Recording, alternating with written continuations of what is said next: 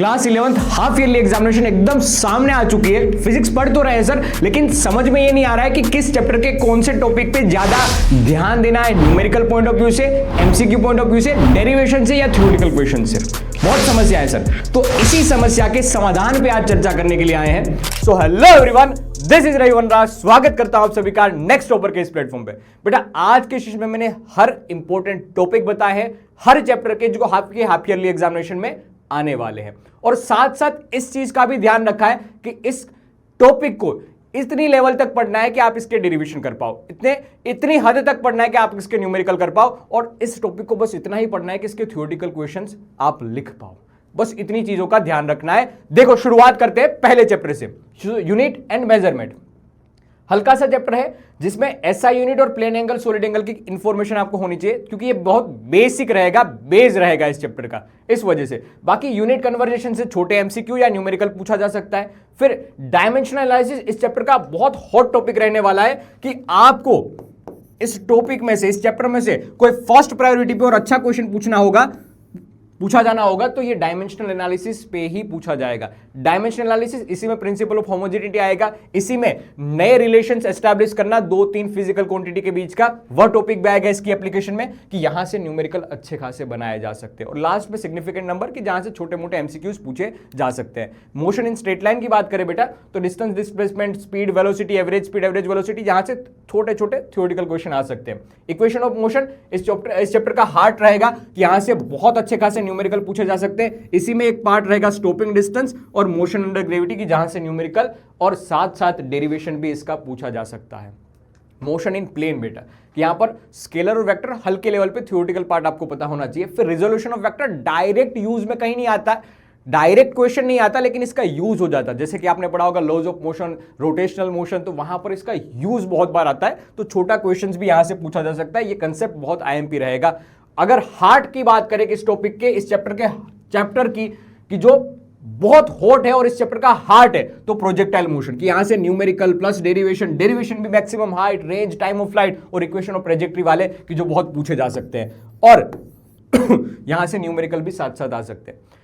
Uniform circular motion कि जिसका हल्का फुल्का छोटा सा डेरिवेशन है, और थियोरेटिकल पॉइंट ऑफ व्यू से भी ये यूनिफॉर्म सर्कुलर मोशन आईएमपी है। आगे का chapter laws of motion, first second and third law के थ्योरेटिकल पार्ट, स्टेटमेंट पूछे जा सकते हैं। फिर मोमेंटम और इंपल्स से छोटे छोटे एमसीक्यूज, फ्रिक्शन वाली बात से स्टैटिक काइनेटिक, और इसी में एक पार्ट है लिमिटिंग फ्रिक्शन कि जिसकी नॉलेज आपको कंसेप्चुअल लेवल पे होनी चाहिए। सर्कुलर मोशन पे इस फॉर्मूला बेस्ड बहुत अच्छे खासे न्यूमेरिकल पूछे जा सकते हैं। कभी कभी एफसी की जगह टेंशन फोर्स, नॉर्मल फोर्स और भिन्न भिन्न प्रकार के फोर्स आ जाएंगे, तो जिसपे न्यूमेरिकल अच्छे खासे बनाए जा सकते हैं।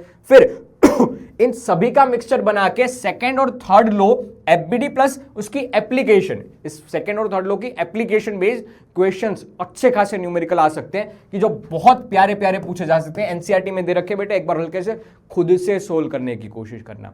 और अगर आपको ऐसा लग रहा है कि सर हमें फिर भी इतनी कॉन्फिडेंस नहीं आ रहा है कि हम और कैसे अच्छे से क्वेश्चंस कर पाए, तो हम बेटा उसके लिए भी तैयार है। आप कमेंट सेक्शन में बताना कि ऐसे क्वेश्चंस की रिक्वायरमेंट आपकी है कि हम साथ साथ आपको इंपॉर्टेंट टॉपिक के इंपॉर्टेंट क्वेश्चंस करवाएं। आप कमेंट सेक्शन में ये बात बताना। हम आगे बढ़ते हैं। Motion of a car in a banked road, जैसे मुड़े हुए रोड पे जो डेरिवेशन बहुत फेमस पूछे जाए, बहुत अटपटे भी थे लेकिन ये पूछे जाते भी है। न्यूमेरिकल यहां से बहुत सस्ता पूछा जाता है, फॉर्मूला बेस्ड न्यूमेरिकल पूछा जाता है। फिर इक्विलिब्रियम ऑफ पार्टिकल से अच्छे खासे न्यूमेरिकल, मैं न्यूमेरिकल की बात करूं तो लॉज ऑफ मोशन में न्यूमेरिकल बहुत फेमस है, यहां से सेकंड थर्ड लॉ से, और इक्विलिब्रियम ऑफ पार्टिकल से न्यूमेरिकल पूछे जा सकते हैं बेटा, इस चीज का ध्यान रखना। बाकी थियोरेटिकल पार्ट के इंपॉर्टेंट टॉपिक मैंने आपको बता दिए, बस इतनी थियरी अच्छे से कर लीजिए। मोर देन 85 to 90 क्वेश्चंस आपकी एग्जामिनेशन में इसी टॉपिक्स में से आने वाले हैं। Work energy power, work done समझने के लिए आपको डॉट प्रोडक्ट की आवश्यकता रहेगी, इसलिए पहले हमने हल्की फुल्की बात डॉट प्रोडक्ट की है। फिर इंपॉर्टेंट टॉपिक वर्क डन, और दो सबसे इंपॉर्टेंट टॉपिक इस चैप्टर के, वर्क एनर्जी थ्योरम WET और कंजर्वेशन ऑफ मैकेनिकल एनर्जी की, जहां से अच्छी खासे नंबर के थ्योरेटिकल क्वेश्चन या फिर न्यूमेरिकल या फिर डेरिवेशन फॉर्म में क्वेश्चन आ सकते हैं। कोलिजन में इलास्टिक और इनइलास्टिक, वो भी 1D में, कि जहां से अच्छे खासे न्यूमेरिकल या एमसीक्यू पूछे जा सकते हैं। ये फॉर्मूला भी आपको बताया कि यहां से बहुत अच्छे खासे न्यूमेरिकल आ सकते हैं। ये बस इतना कर लीजिए, काफी इस वर्क एनर्जी पावर में। मैं आपको एक सीधी बात बताता हूं बेटा, जितना सिलेबस करना उतना बहुत अच्छे से करना, जो इंपॉर्टेंट टॉपिक है वो बहुत प्यारी तरीके से सोल्व कर लेना, फिर आगे के चैप्टर की ओर आगे बढ़ना है। जैसे कि रोटेशनल मोशन से सबको डर लगता है, लेकिन मैं आपको इसलिए पहले बता रहा हूं कि पहले के 5 चैप्टर बहुत मक्खन की तरह कर लेना, फिर रोटेशनल मोशन की ओर आओ। रोटेशनल मोशन में भी 2 टॉपिक मेजर है कि जहां से न्यूमेरिकल आते हैं, एक कंजर्वेशन ऑफ एंगुलर मोमेंटम और एक मैकेनिकल इक्विलिब्रियम। मैकेनिकल इक्विलिब्रियम में फिक्स्ड है कि 2 ही टाइप के क्वेश्चन में से क्वेश्चन आएगा, एक तो बैलेंसिंग वाला है और दूसरा ये लेडर टाइप का क्वेश्चन है जो एनसीईआरटी में भी दे रखा है। ये 2 ही क्वेश्चन है जो बहुत बड़े पैमाने पे पूछे जाते हैं इस चैप्टर में से। फिर पुली टाइप का एक न्यूमेरिकल है जो एग्जाम्पल 12 में दे रखा है, बस ये न्यूमेरिकल अच्छे से देख लीजिए। बाकी सबसे हल्के फुल्के क्वेश्चंस आएंगे, जैसे कि टॉर्क हो गया, एंगुलर मोमेंटम हो गया, रोटेशनल काइनेटिक एनर्जी या फिर मोमेंट ऑफ इनर्शिया हो गया। तो इतने लेवल की नॉलेज आपको होनी चाहिए रोटेशनल मोशन में। किसी किसी बच्चे के अगर एग्जामिनेशन में ग्रेविटेशन चैप्टर भी आ रहा है तो क्लास 9th का ही ये चैप्टर है, लेकिन थोड़ा सा एक्सटेंड किया गया है। जैसे कि यूनिवर्सल लॉ ऑफ ग्रेविटेशन आप पढ़ते हो और वो बहुत यहां पर भी पूछा जाता है। फिर एक्सेलरेशन ड्यू टू ग्रेविटी का हल्का फुल्का डेरिवेशन और विथ द हाइट और विथ द डेप्थ के डेरिवेशन यहां पर फेमस है।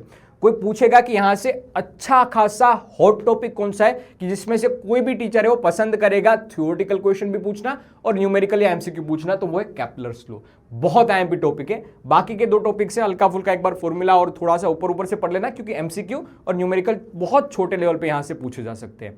ये पूरी कहानी थी बेटा जो आपकी हाफ ईयरली एग्जामिनेशन में जितने चैप्टर्स आ रहे हैं उसके आईएमपी टॉपिक की। मेहनत आपको करनी है, बहुत लगातार करनी है, बहुत मन से करनी है, शिद्दत से करनी है बेटा। हम आपके साथ हैं। ये दिमाग में मत लीजिए कि मुझे बस ये टॉप 20 या टॉप 100 वाली रेंज में आना है या ये 150-200 की क्लास में मुझे ऊपर आना है। हमें अपने लिए प्रिपरेशन करनी है। ये एग्जाम आपको डराने के लिए नहीं, आपको कुछ सिखाने के लिए आती है। और ये एग्जाम, मानो मेरी बात, बहुत कुछ सिखा के आपको जाएगी। ठीक है बेटा, तो डरने की नहीं है बात। नेक्स्ट टॉपर्स है आपके साथ, आप बहुत अच्छा कर लोगे, मुझे आप पे विश्वास है। आपके बड़े भाई को आप पर विश्वास है बेटा। तो इसी के साथ आज के सेशन का, इस छोटे वीडियो का हम अंत करते हैं। जैसे भी जिस हिसाब से आपकी रिक्वायरमेंट होगी, हम उस हिसाब से आपकी हेल्प करने के लिए बेटा हमेशा तत्पर रहेंगे। Okay, all the very best for your examination. Bye bye.